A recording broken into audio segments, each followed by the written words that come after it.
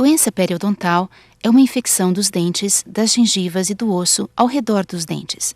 Muitas pessoas portadoras dessa doença desconhecem que o são. Normalmente não costuma causar dor, sobretudo nos primeiros estágios. A doença periodontal é causada pelo acúmulo de placa bacteriana. Placa bacteriana é uma fina camada adesiva de alimento e bactérias que se forma constantemente nos dentes. É difícil visualizar a placa bacteriana, mas ela torna-se visível depois de ter sido tingida com uma solução evidenciadora. É preciso eliminar a placa bacteriana diariamente, pois do contrário, ela irá se acumulando, sofrerá um processo de mineralização, transformando-se em tártaro, o qual também é chamado de cálculo.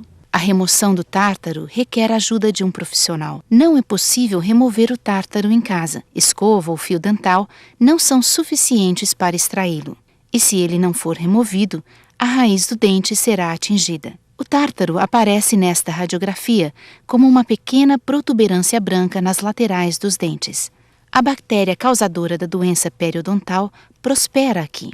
Bactérias como a do slide produzem toxinas e provocam reações orgânicas.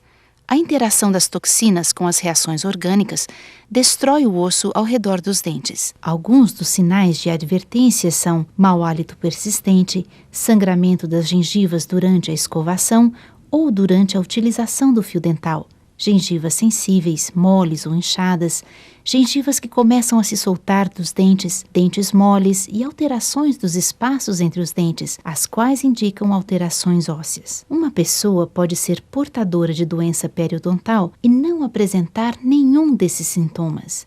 As raízes dentárias se espalham pelos ossos da maxila e da mandíbula. Quando o quadro é saudável, o nível do osso chega até o contorno dos dentes e é constante em toda a boca. Um sulco é a fresta entre o dente e as gengivas. Um sulco sadio possui de 2 a 3 milímetros de profundidade. Quando a placa bacteriana ou tártaro invadem o sulco gengival, ele se torna mais fundo, constituindo uma bolsa. Quando o osso é perdido, ele nunca cresce novamente. Quando uma grande quantidade de estrutura óssea é perdida, há tão pouco suporte para os dentes que eles começam a se soltar e têm de ser removidos. Como pode haver doença periodontal sem nenhum sintoma, é importante fazer um exame cuidadoso, utilizando radiografia e uma sonda periodontal para medir a estrutura óssea em volta do dente. Quando a estrutura óssea é perdida, as gengivas afastam-se do dente, formando uma bolsa. A profundidade dessa bolsa é medida com o auxílio de uma sonda periodontal.